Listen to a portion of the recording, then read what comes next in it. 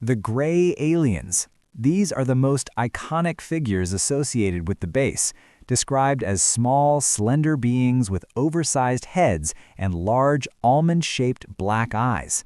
The legend took off in the late 80s when whistleblowers claimed that extraterrestrial biological entities were being housed in underground levels to assist with technology transfers.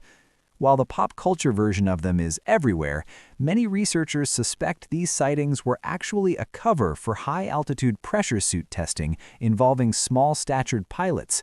Whether they are visitors from the Zeta Reticuli system or just very specialized mannequins, they remain the face of the Nevada desert's most enduring mysteries. The Flatwoods Monster. Although its most famous sighting occurred in West Virginia, rumors have long persisted that a captured specimen was transported to Area 51 for biological study. It is described as a 10-foot-tall entity with a red face and a spade-shaped cowl, often appearing to float rather than walk. Some theorists suggest this wasn't a biological creature at all, but an early prototype for an autonomous drone or a robotic scouting unit that malfunctioned during a field test.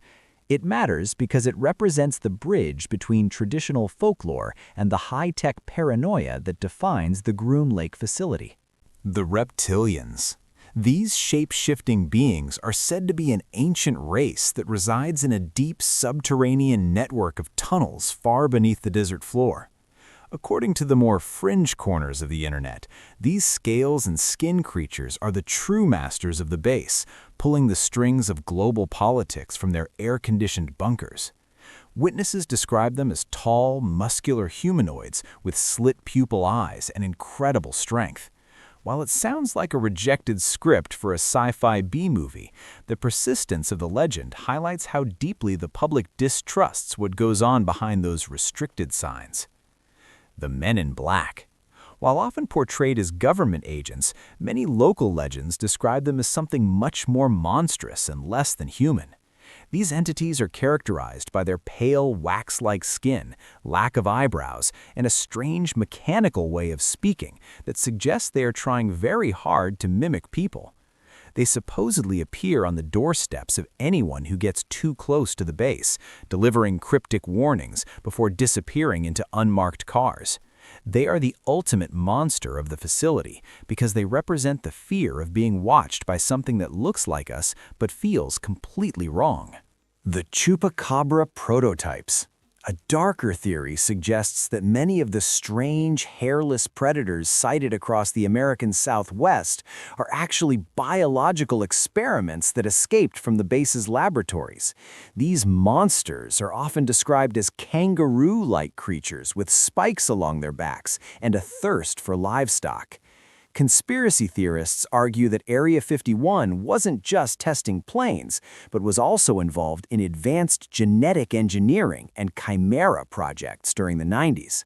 If you ever see a weird, mangy dog that looks like it was designed by a committee, you might just be looking at a multi-million-dollar runaway. The Shadow People. Visitors near the perimeter of the base frequently report seeing tall, flickering silhouettes that move faster than any human possibly could. These aren't described as physical beings with flesh and bone, but rather as interdimensional glitches or monsters made of pure darkness. Some believe these are the result of cloaking technology experiments gone wrong, leaving behind soldiers or entities that are permanently stuck between two different states of visibility. They add a layer of supernatural dread to the base, suggesting that some of the secrets hidden there might be more about physics and hauntings than nuts and bolts aircraft. The Tall Whites. This specific group of entities is said to have a working relationship with the United States Air Force, living in a hidden housing complex near the base mountains.